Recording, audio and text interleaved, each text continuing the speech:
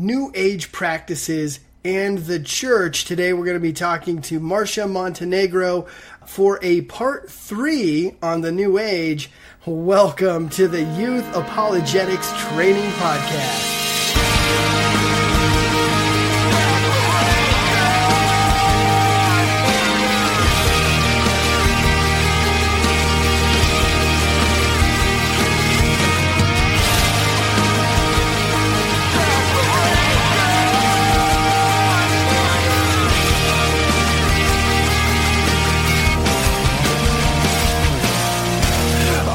Welcome back, guys. Right, we've done 2 parts, and that second conversation I had with Marcia, we went so long that really needed to be broken out into 3 pieces. So today is going to be part 3. There's so much more interesting content in this interview that we talked about. Marcia really is a wealth of information. Again, her website, Christian Answers for the New Age. Okay, I've messed that up a few times in previous podcasts. Christian Answers for the New Age.org. And so, without further ado, we're just going to jump right in and basically pick right up where we left off last time. Okay, well, what about Reiki?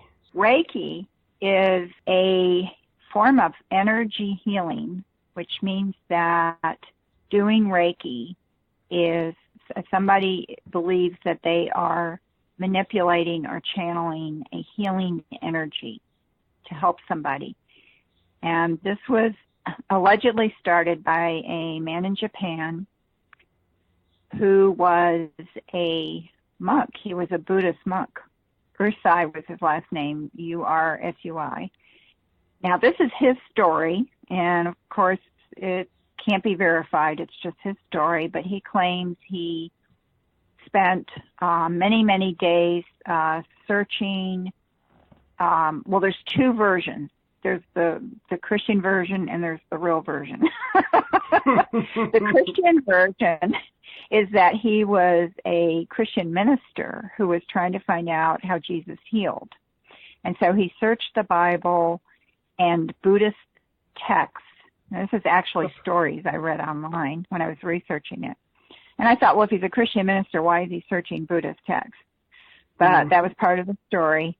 And then after that, he meditated for 21 days, and then he welcomed the Reiki energy into himself. Now, that story was told so that when Reiki was brought here to the U.S., it was told as a Christian story so that Christians would think it was okay. The real story is that he was a Buddhist monk. He was not a Christian minister. He was not a Christian. He didn't study the Bible. He was studying Buddhist and maybe other texts, maybe Taoist texts more likely. And then he meditated in a monastery.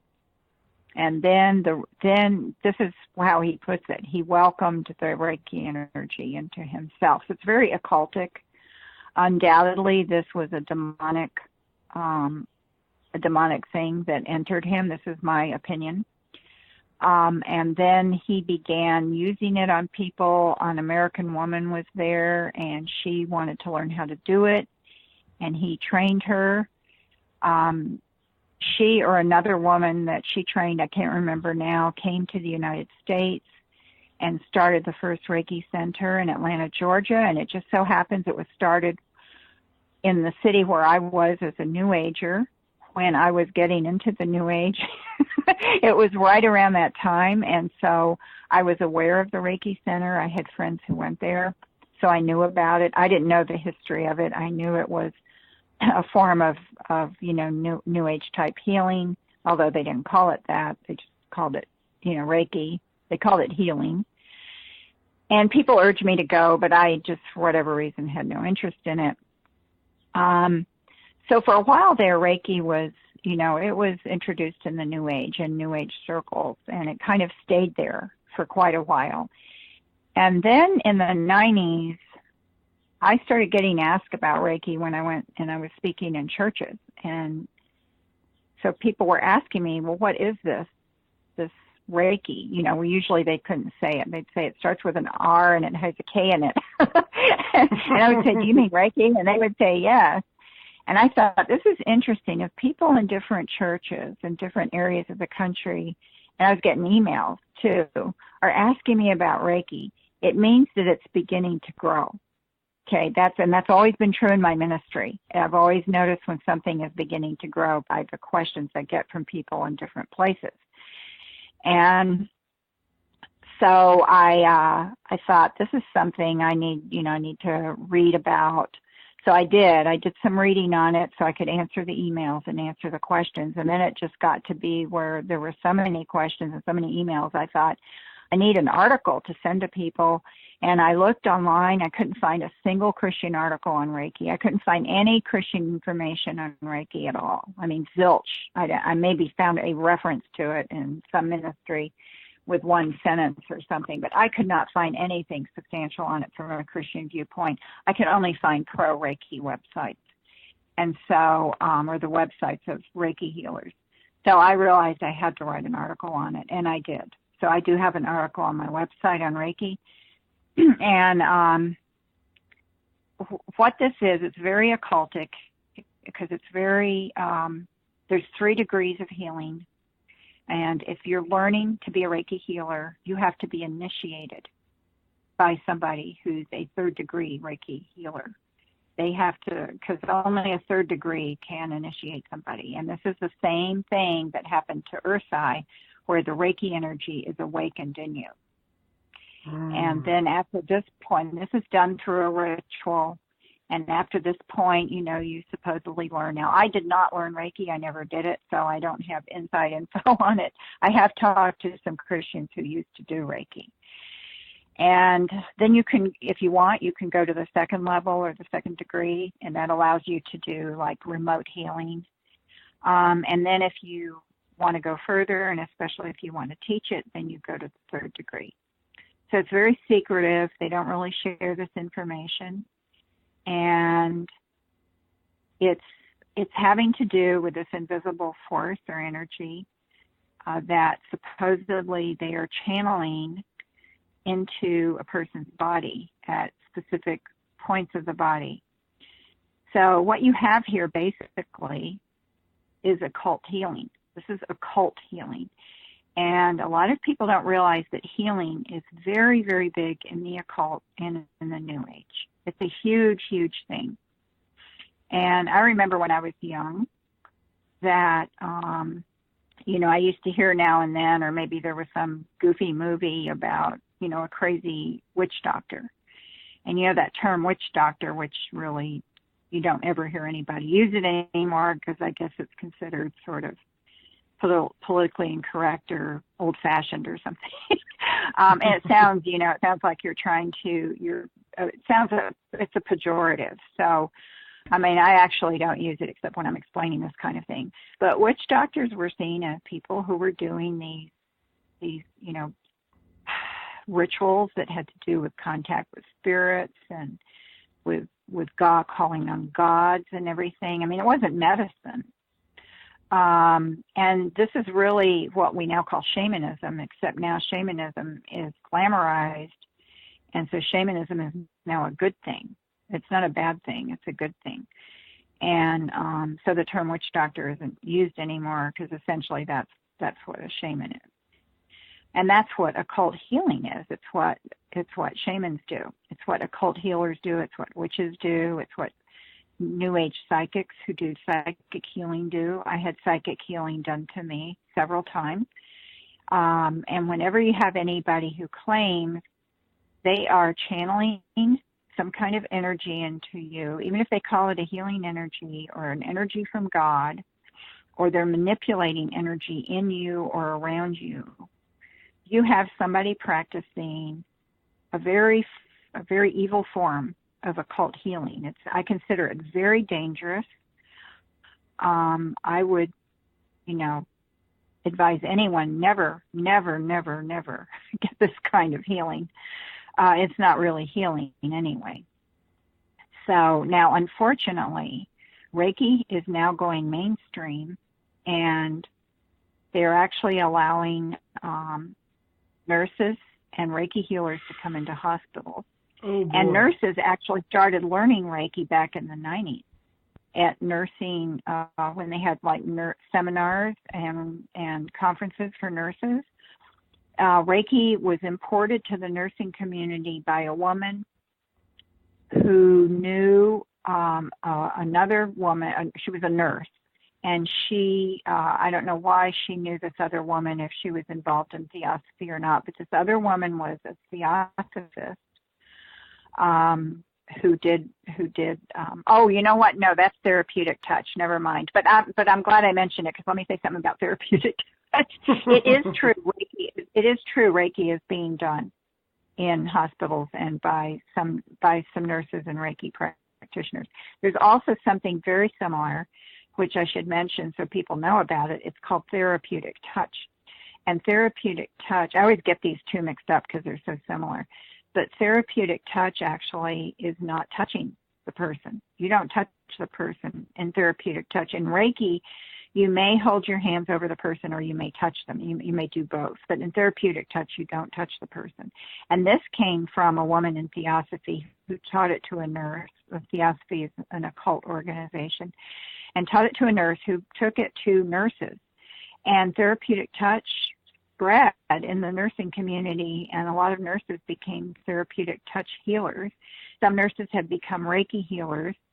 I just noticed recently, and I posted on this on Facebook, that big major hospitals now, because they are wanting patients, are offering them these alternative modalities, including Reiki. And so like Columbia Medical Hospital or Columbia Medical Center, I forgot what it's called, is offering what they call integrative medicine. And when you see the word integrative, that's a big red flag. It means they're combining valid, scientifically based, scientifically tested forms of medicine and healing with spiritual, invalid, unscientific, non-tested forms of quote unquote healing. You're getting you're getting like this combination, or they present it as an equal option to the medical stuff. So they had on the website, they had different things like Reiki. They had Reiki on there, and they had a very kind of benign description of it. That, you know, that didn't make it sound so bad. It said an energy thing that would relax you. Oh. So people aren't really, if they don't research, they're not really going to know what it is. And they had, I wish now that I don't think I would, I don't know that I could bring up the website again, but they had other things they were offering too. And I mean, we're going to see more and more of that, because now with this movement towards, first it was complementary. First it was alternative healing, then it was complementary healing, which used regular medical approaches with the alternatives. And now it's integrative is the kind of new catchword. And so to me, a major hospital that offers something like Reiki should be ashamed of themselves. They should just be ashamed of themselves. This is inexcusable. It is absolutely inexcusable. They might as well just hire psychics to come in and do psychic readings for the patients. I mean, why not? You know, if you're going to have Reiki healers, then bring in the psychics and astrologers, because it's no different. It's absolutely no different. It's the same kind of thing, and perhaps maybe even worse, because you're giving something to patients and they think that there's something of value in it that's going to in some way help them with their illness. Mm-hmm. So, you know, it just makes me angry. I'm very angry about it. Now, okay, so there's Reiki. What about acupuncture? Because that's kind of in that same kind of vein.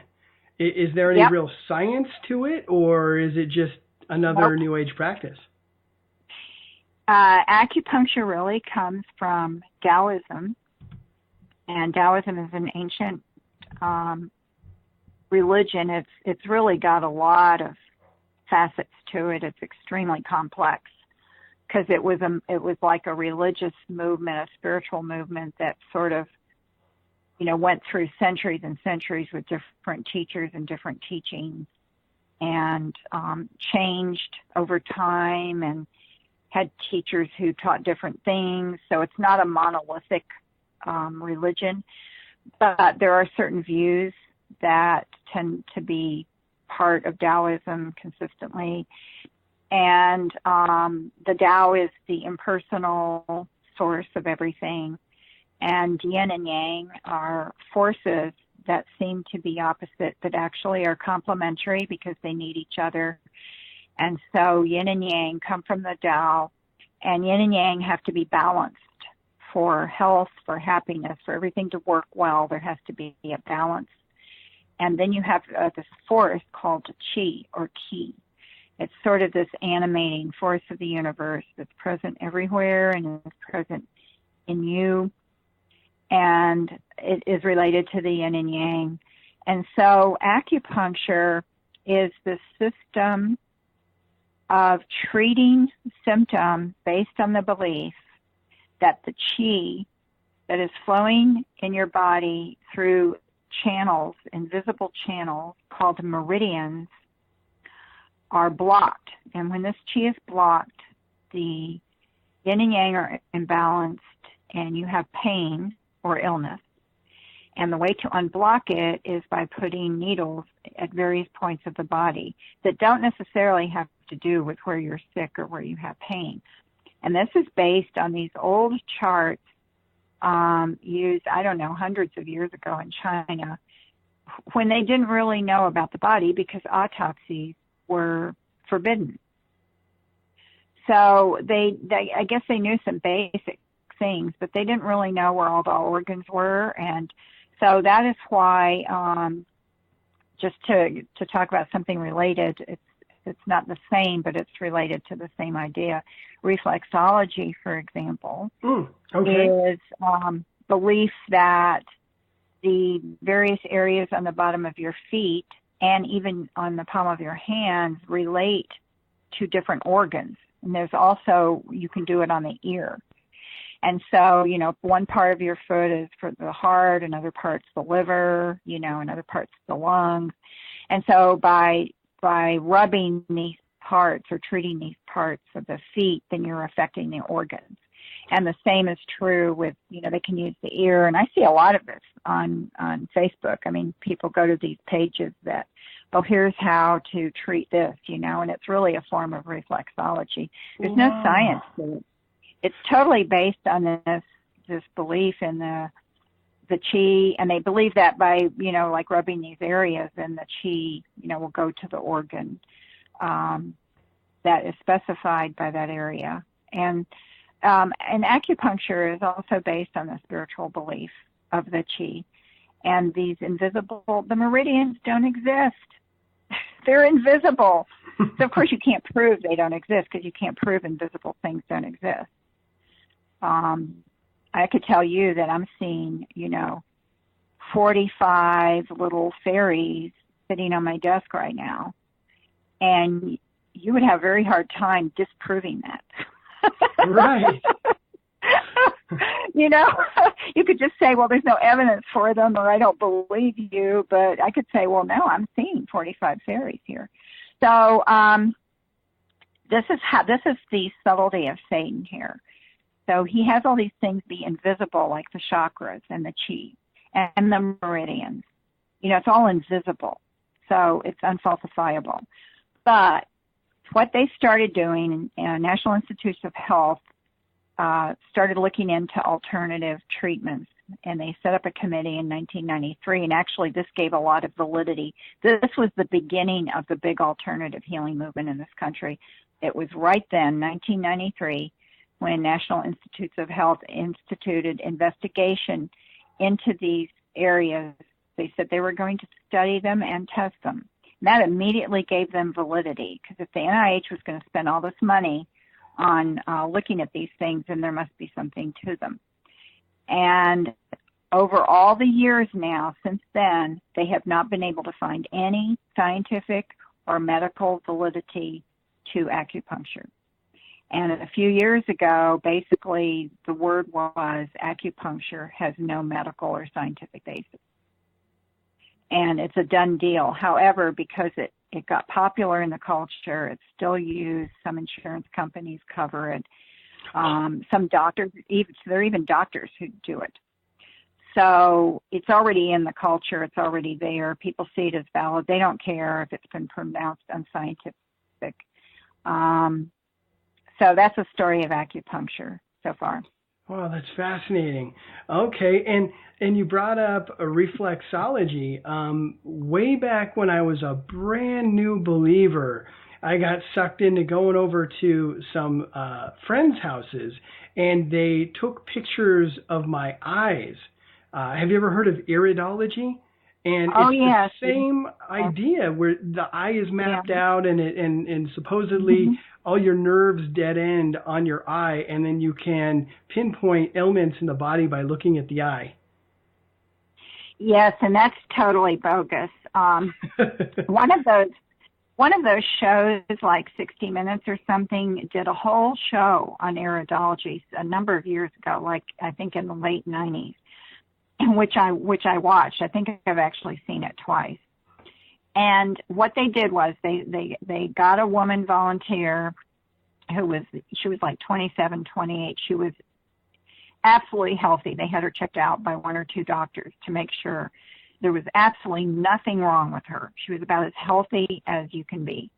And they sent her to 5 iridologists. Oh, no. And you just can't help but laugh because each iridologist found something wrong with her. You know, one said something was wrong with her liver. Someone else said she had digestive issues. Someone else, I think, thought she had some heart issue. And so they all diagnosed her with these, and they were all different. You know, they weren't all the same. And then the reporters for this program went to the iridologist and said, you know, you looked at them. They had the woman with her. And they said, did you examine this woman? And they were like, yes. And did you say that she had, you know, some problems with her liver? And they said, well, yes. And they said, well, we just want you to know that she's been checked by a doctor. And some of these iridologists wouldn't talk. Of course, they wouldn't talk anymore. They're like, leave, you know, and they would turn their back and walk away because they had been exposed. And a couple of them, I think, tried to defend themselves. Basically, they showed it was a complete sham. And really, you can just say that that's true for reflexology and acupuncture and Reiki. Although I think when you open yourself up to these, especially like Reiki, because there's this energy being manipulated that is not from God, that it can be spiritually, you know, dangerous. So even though I'm laughing, the iridology, they aren't doing any energy thing. They're just looking at you and telling you stuff that's not true. But, you know, you're wasting your money. Yeah. And I guess along with that whole idea of iridology, they also had me hold various herbs and supplements. And then they would either have me hold out my arm and they would press down on it. And, you know, if they could push my arm down easily, that meant that I was deficient in that particular supplement or vitamin or herb, and I needed that. Or they would try to spread my fingers open, you know, hold your fingers together, and then, it was so hokey. It was embarrassing. By the end of it, I was thinking to myself, I have got to get out of here. These guys are crazy. But, so have you encountered that as well, that whole muscle testing thing? Oh, yes. I had that done to me in the New Age, and here's the sad news. The sad news is that applied kinesiology is very big in the Christian community. Yes. That's the sad news. There are many, many, many Christians who go to people who do this, and there are many Christians who actually practice it, especially like chiropractors and naturopaths and quote-unquote holistic healers. And so they're practicing this hokey stuff on you. It's based on a belief that somehow your body has this inner wisdom that's going to give the information through your muscles. It's terrible. I often post on this on Facebook every once in a while. I will put up another post on applied kinesiology or sometimes called muscle testing, although there is a valid form of muscle testing where you're really testing the muscles. But sometimes this is called muscle testing. And just so people know, kinesiology is a valid study. It's a study of how the muscles and body work. And like people who major in sports medicine or physical education will take courses that are called kinesiology in college. That's different from applied kinesiology. So I just want people to know that I'm not talking about kinesiology. So applied kinesiology is the thing like you described, and there's several YouTube videos of it. There's YouTube videos of people demonstrating it as something, valid, and then there's some YouTube videos showing that it's completely invalid. So people can look for that and try to find the ones that show it's invalid, and they'll show how quote unquote it works. So that it seems that the whole thing is actually working the way the practitioner says it's working, but it's not. Well, okay, and I guess changing gears a little bit, something else that I see a lot from within Christianity is the crystals, these different like clear quartz crystals and topaz and these different rocks and crystals that people put on necklaces or carry around with them in little bags. And supposedly they have different frequencies to them and different almost supernatural properties. What's with that? Yeah, crystals in the New Age, they come from deep in the earth. And since the earth is sacred, everything's imbued with a divine energy in the New Age. So crystals have sat in the earth for a long time, I guess. I don't really know how long it takes to form a crystal, but it takes a while. And so, therefore, they have a more concentrated divine energy from the earth, and that makes them special. And so then different crystals and different colors mean different things. So some you carry for health, some you carry to attract love, some you carry for mental clarity. And there's other things too, and it's very big in the New Age. Crystals are a big deal for a lot of people, and they really believe in them. They'll put them in their homes in certain places. Now, I've not come across any Christians personally who believe in this. However, the idea of frequency and energy is in the church, mainly because of the alternative healing stuff that's in the church, and the idea that there are these frequencies in things. I have seen that in some areas of the church. I don't think it's common, but this whole thing of quantum physics and quantum mechanics, which actually is very much misused by the New Age, is beginning to come into the church. And people are just use quantum physics and quantum mechanics as though it just validates everything. I mean, I've never seen anything like it. It's kind of like, well, in quantum physics, blah, blah, blah. Well, first of all, so many people who refer to quantum physics don't really understand quantum physics at all. It's not that easy to understand, and quantum physicists don't even agree on it. And what people are doing is they're taking these certain things that have been stated by some quantum physicists, and then and when the quantum physicists are talking about them, they're talking about things on this very, very small micro subatomic particle level. And people take that and extrapolate it to the bigger, larger macro level, which isn't scientific. And they're trying to apply it to everything. So, we're all energy. We're really just energy. And in the New Age, that means then you can manipulate things because it's just energy, and it's being applied in all kinds of ways that are invalid.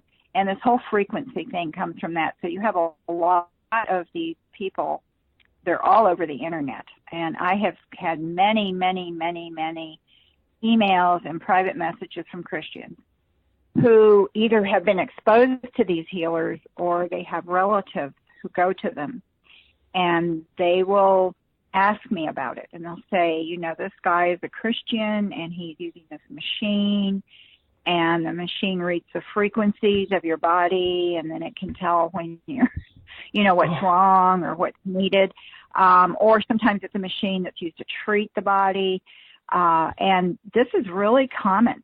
And there's, an origin of this that goes further back, but it's become more popular. And that is in the church. That is in the church, of course. The people who use these machines, as far as I have been able to tell, and I have looked at a number of these people and their websites, quite a few of them, none of them are medical doctors. None of them. They usually have no background at all, maybe in anything medical or health related, or they're naturopath, chiropractor, or they have a background in that, or they call themselves a holistic healer or whatever. They usually don't have medical credentials. In some cases, they might be an osteopath, because in some states, apparently, you can call yourself an osteopath, and you don't have to have any training. So a lot depends on the state, the regulations in the state as to what you can call yourself when you're being a healer, but you're not a medical doctor. So that's something people should be aware of. But these machines are just completely invalid, and people go and pay all this money. And I have had so many emails from Christians who have Christian relatives and friends who do this.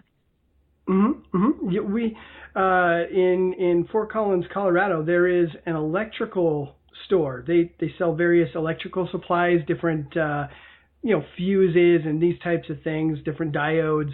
I have to shop there every once in a while, and in the back they have the Vibe machine, and this is in a legit electrical supply store.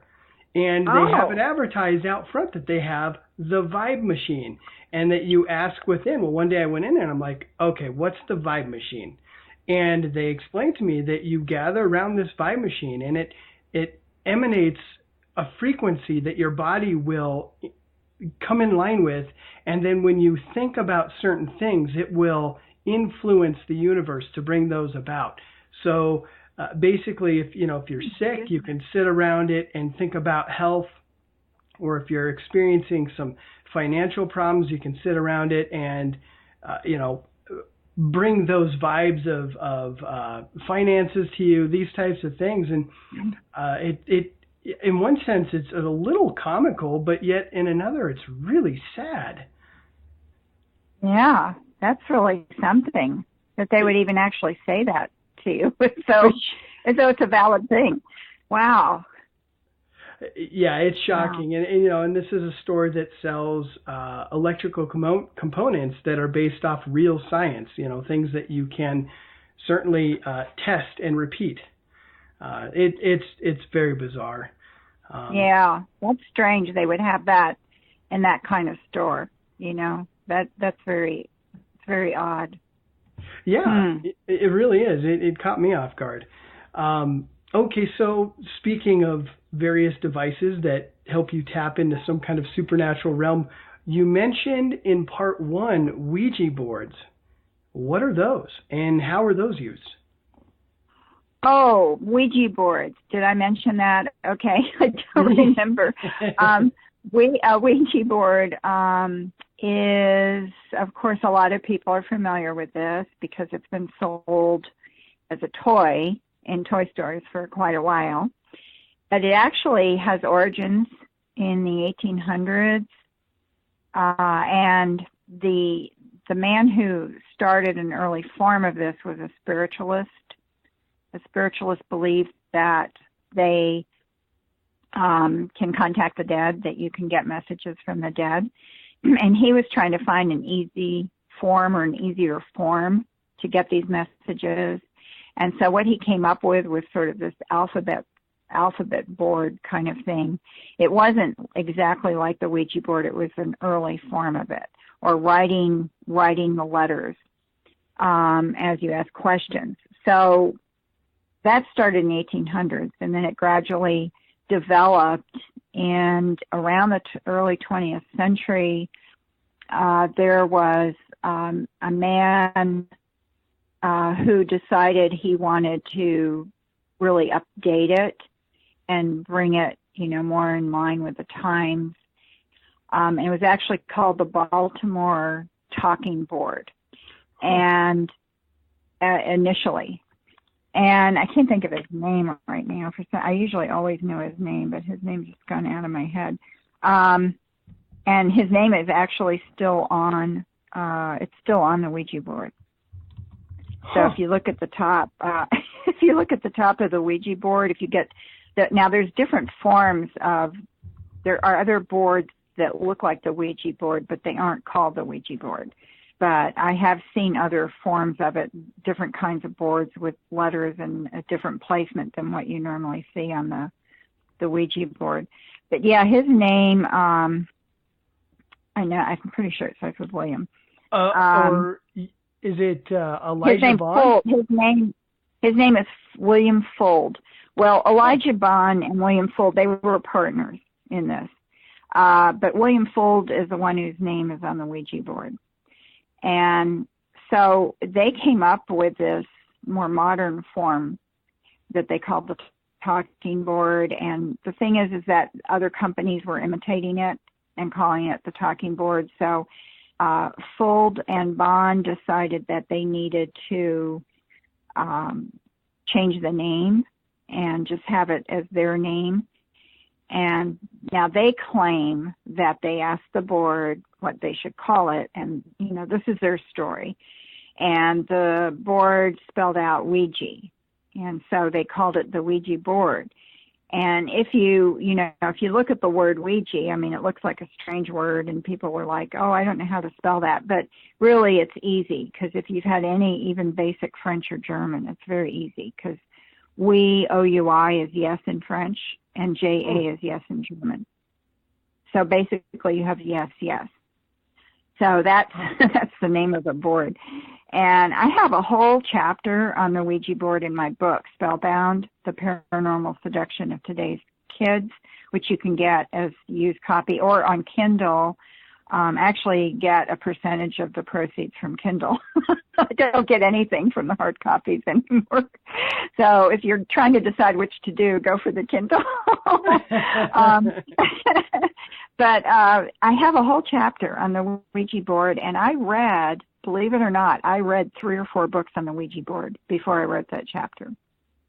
Oh, wow. I already knew some things. I already had my article on the website on it. So I already knew some stuff.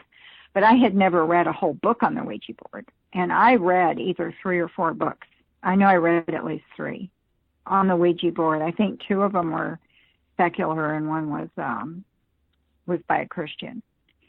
And so I read a lot about the Ouija board. It was very interesting. There's a lot of interesting stories connected to it. But essentially what you're doing when you're playing with this is that if you think about it, you're asking a question usually. I mean, that's why people do it. They don't do it to give statements. They do it to ask questions. And so you have to stop and think, who am I asking this question to? Yeah. Now, people who do the Ouija board on purpose who have no problem with it, will say, well, I'm talking to the spirit of the board. Now, if Christians are playing around with it, when I talk to youth groups about it, I always say, well, who do you think you're talking to? You think you're talking to God? Because this isn't how God tells us to talk to him.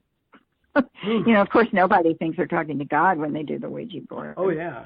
They think it's some kind of who knows what, some kind of something out there that will give the answer. Well, you have to think about what that something out there might be, because it's definitely not God, and it's not anybody has anything to do with God in a good way. What you're gonna do is if you get any kind of answer or contact, it's going to be from a fallen angel. Yeah, I wouldn't doubt that at all. I got involved with Ouija boards when I was a young guy And this being started communicating with me. They called himself Jake. And at first, he would give me all kinds of insight about various things that were going to happen that day, and would tell me, give me insight that would give me an edge in life. Well, pretty quickly, he started asking favors from me, and and they continued to get darker and darker and darker. He would always try to justify these actions. But eventually, he started asking me to do some really evil things, and eventually I had to put it down. There was a point at which I realized this is wrong. Whatever this thing is that I'm talking to, it's not the departed spirit of some boy that got in a car wreck, which is what he tried to tell me, that he was a young boy that got in a car wreck. And it was fascinating, but. Downright evil, and these things, it's so demonic in how they will communicate with you and befriend you and lure you in, and next thing you know, you are far from God and you are doing things that you really shouldn't be doing. You're going to get in a lot of trouble. So. Yeah, absolutely. The Ouija board, there are two experiences in my life one was not with me involved, but it was with a group of girls at college. And one of them came knocking on, my roommate was the advisor. She was the freshman advisor, and she was a senior. And so this freshman girl knocks on the door, and she's crying. And she says, this really scary thing happened down in, Susan's room. Oh, it's so scary, and she's going on. And so my roommate goes with her down to the room, and I followed because I was, of course, very curious as to what was going on. And there was a group of girls in the room, huddled around a Ouija board, and they all looked terrified. Now, of course, I was not a Christian at the time, neither was my roommate. And they were just terrified, and they said we were, asking the Ouija board questions. And then all these strange things started happening. They said the lights went off and on, and something fell, and they were so terrified. This was real. They were not putting on that. One of them actually came down to get my roommate, I guess just for some kind of comfort or something. And this is a really creepy part, that they said that whoever was talking to them through the Ouija board said they were called Alpha and Omega. Oh. Yeah, okay. I think that's pretty creepy. Now, at the time, that didn't mean anything to me. I knew those were I had heard of Alpha and Omega. I knew that meant beginning and end, but I didn't know the Bible, so I didn't know that's, used in Revelation, and Jesus says that. He's right. Alpha and Omega. So that, once I knew that, every time I think back to that story, I think that's really creepy. And then after college, I was living with some girls from college, including this roommate that I mentioned, who had been the freshman advisor. But I was doing the Ouija board with another girl, and she wanted to do it. And I think it was her Ouija board, because I actually never owned one. And until after I went into Christian ministry, and then I got one, because then I take it around with me when I speak to youth groups, or I used to, and show it, and I would never do it, but I just would show it to explain to them what it really is. Well, so we were asking questions, and this was supposedly a dead person talking to us, and at first it was kind of giving these benign answers and everything to our questions, and then all of a sudden it started turning kind of nasty. And I do not have any memory of what was said. I just know that it was giving these kind of dark statements. And my friend, actually what happened before that was that it started moving so fast over the letters, we had to call in the other girl, the one who had been my roommate in college, and ask her to write down we said, can you write these letters down? It's moving too fast for us. Because it was really moving fast. I mean, I know I was not pushing it. And then it started saying these really creepy things, and my friend got freaked out, and she said, she just took her hands away, and she said, none of us were Christians, by the way. And she said, there's something really evil here. She said, I don't want to do this anymore. And she went up to her room. And I was very disappointed because I thought, well, it's just getting good, and you're going to your room, I was like, really? I mean, I was a little freaked out, but I was intrigued by it, Sure, that showed where my mind was in those days. So also the Ouija board has been used as a point of contact for channeling books. There's a series of books called the Seth books written by Jane Roberts, and Jane Roberts had been fooling around with the Ouija board and was contacted by this entity that called himself Seth, and he began to give her messages, and then eventually he told her, you don't even need the Ouija board anymore, you just lie down and I'm going to speak through you. And she would go into these trances, kind of like Edgar Casey, and her husband recorded what was said to her, which she never remembered when she came out of the trance. She did not remember it. And basically Seth wrote 3 books through this woman. And they're extremely evil, demonic books. I read the first one, Seth Speaks. I was very, very heavily influenced by that book. It had a huge impact on me. And that was when I was really getting deep into the New Age. And it really spoke to me because, of course, the philosophy in it is this really esoteric, demonic philosophy. But it seems so profound. And that all came about through her using the Ouija board. Goodness. Boy, yeah, it's dark. They're really dark. And you are communicating with spirits that they will lead you astray. They will give you an edge in life only to lead you astray and get you involved in things that you really don't want to get involved with. It's very dark. Yeah. So, I guess in that same vein, but I guess more in the vein of divination. What about tarot cards? Yeah, tarot cards would be a form of divination, like astrology, and so would numerology. So really, you can kind of talk about them together because they're just different forms of divination. So tarot cards is reading a meaning into the image or images on the cards, and numerology is reading a hidden meaning in numbers, and then trying to get a message from turning your name or birth date into numbers. And tarot cards is, laying out the cards in a certain pattern, and that's supposed to have a message for the person.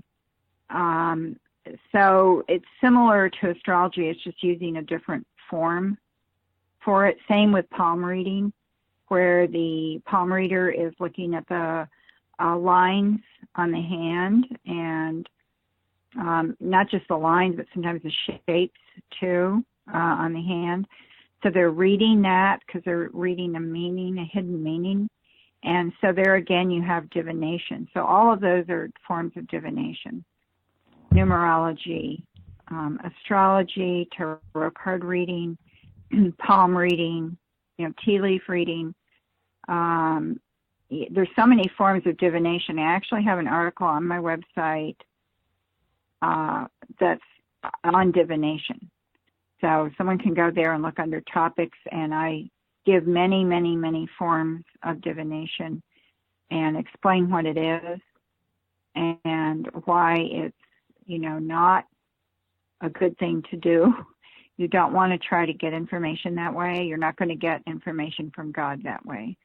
All these things, divination and sorcery and spirit contact, which we've been talking a lot about, are all forbidden in Deuteronomy 18:10 through 12.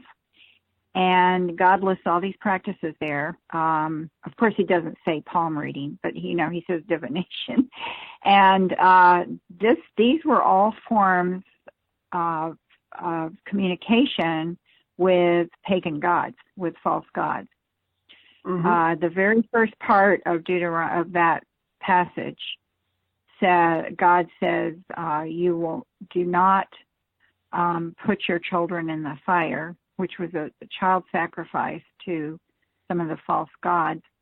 And then he lists these practices of the occult. It's very interesting. It's listed with child sacrifice to these false gods because this all had to do with their relationship with these gods. And of course, who are these gods? They're demons. They're fallen angels. Right.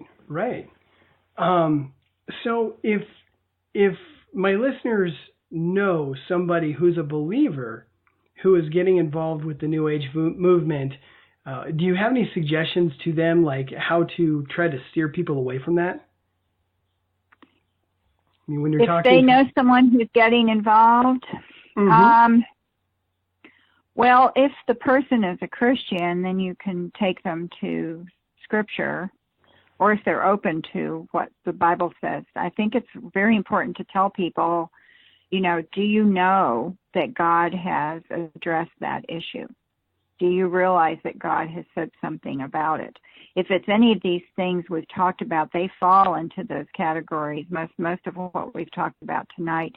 Even if you get into things like the acupuncture or Reiki healing, you're talking about some kind of energy, and they're getting it from some disembodied place. It's really, I think, comes down to spirit contact. But many of these things are more obvious. So you can always say, this is something God's addressed. He's denounced it. He forbids it. It's not from him. You're not getting the answers from God or the healing from God. Now, if they're not a Christian and they're not open at all, I really don't think, okay, this is my take on it. It's okay maybe to say something like, that is forbidden by God, or that's not from God. And if the person is just, scoffs at that, really all you can do is pray for them. You can't, or you can try to share Christ with them. Trying to convince a non-Christian that astrology is bad, or that, tarot cards are bad, or that Reiki is not a good idea is really, in my opinion, kind of a waste of time. I think it's better to try to use the conversation, or maybe not even talk about those things, but, just try to witness to them about Christ like you would anybody. I mean, it doesn't matter if they're in the New Age or not. It just, that's my thing is, warn Christians about it, give them Scripture, or people who say they're Christians. You can try it with a non-Christian. They might be receptive to it, but on the whole, they probably won't be, because they don't care, if you're saying God doesn't like it, because their concept of God is completely different. So, and plus, even if you convince them, okay, it's not good to do the Ouija board, or it's not good to go see an astrologer, that's not really helping them in the long run. They've got to, they need Christ in their life. So that's the priority.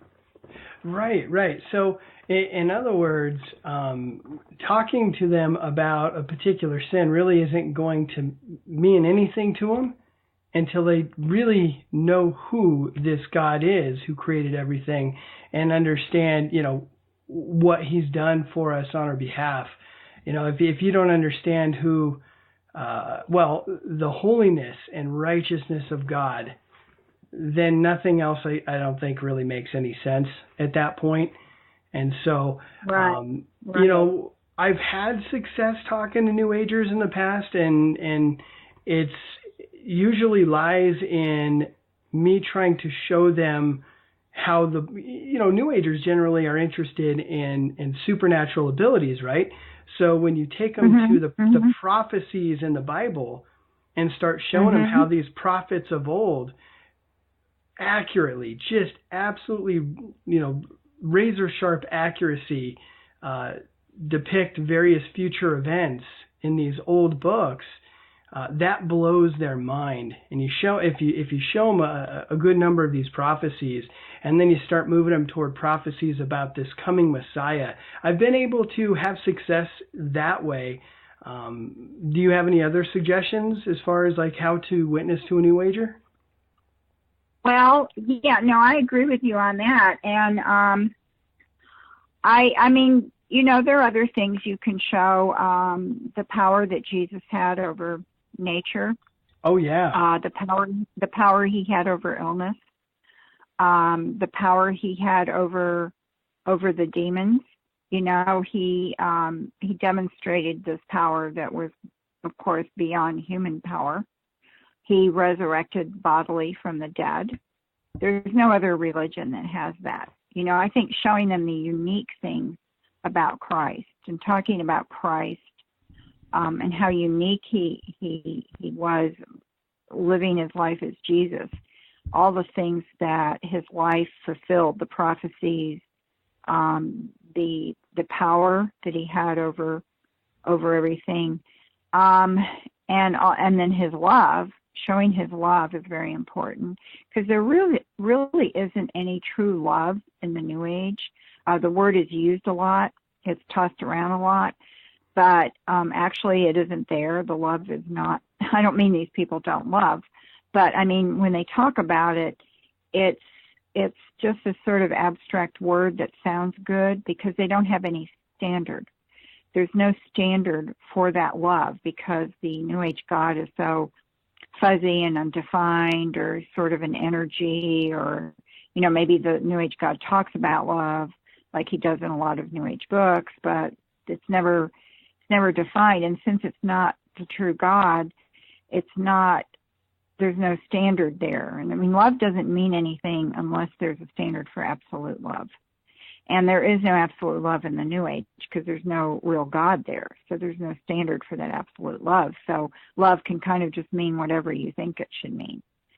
And so, I think talking to them about what love really is and how we know it, how we know that it exists, is from knowing this God who was, the one who sent Jesus to earth. And John is a good gospel, I think, to show people in the New Age because just of how it's written and the focus on the deity of Christ. I don't know. It depends on who you're talking to in your relationship. I often ask New Agers who they think God is, and then I listen to what they say. Sometimes it's inconsistent or it's very vague. And, so I'll ask more questions, or I'll ask them who they think Jesus was. And, sometimes they'll say he was an enlightened spiritual person. He was a spiritual master. He was like Buddha, and they'll give different answers on who they think Jesus was. Well, if you really, if you really get into a dialogue, then you can say, oh, well, Jesus said this, or did you know Jesus did this? Or whatever, you can kind of get into a dialogue and share what you know about Jesus, and that way share true things about Jesus. So, I think it's good to get into a dialogue with them. Amen. Yeah, and just keep bringing it back to Christ, who he is, and what he's done. That's really good. Right. Really good. Well, I realize now that we have gone really long. Marcia, okay, yeah. Your website, ChristianAnswersForANewAge.org, just a wealth of information. Would you say that's a good place where people can get a hold of you if they have any questions? Right, and I'm not sure I may have misunderstood you. I think you said Christian Answers for a New Age. It's actually Christian Answers for the New Age.org. Maybe that's what you said. I'm not even sure at this point, but you're okay. right. It's Christian Answers for the New Age.org, all one word, Christian Answers for the New Age. And I have a lot of articles on there. My story is on there. But the articles probably mainly what people would probably want there. So of course, I can't cover everything, but I've tried to cover a wide range of popular things. And I continue to write. I'm about to send another article to the man who graciously does my website, bless his heart. So I'm about to send him another article to go on there on angels. And then I have a few more articles that I'm working on. So I'm always putting up new articles. I try to do, at least 4 or 5 new articles, or maybe even 6 a year. I haven't been too good at it this year. I only have 1 up there. But anyway, there's enough articles on there to read right now. And I'm on Facebook. If people want to find me on Facebook, I have a ministry page on Facebook. So if they do a search on Facebook, Christian Answers for the New Age, they should be able to find my ministry page, which they can like. And hopefully it will show up in their news feed, or they can come to the page and check it because I post a lot of stuff there. Yeah. Oh, yeah. It's really good. It's very informative. And, well, like your website, there's so much there that, can keep you updated on all that is going on and various topics concerning the New Age. It's really good. Great resource. Well, Marcia, thanks for coming on the show. It's been a blast. Well, it was great. Michael, thank you so much for your questions. And I think we covered quite a bit there. There's always more, but we did cover a lot. Yes, we did. We covered a lot of interesting stuff. We pretty much hit the whole thing. There is still some New Age practices that we did not touch, and something tells me over the years we're going to end up getting into those in these podcasts as well. Eventually, I plan on drilling down on several of these practices and actually going real deep and getting a closer look and spending a whole podcast on several of these different issues. But whatever the case, yes, Marcia had a wealth of information. Her website, ChristianAnswersForTheNewAge.org. Thanks for listening. I love you guys, and we'll see you next week. Sing it out loud, declaration.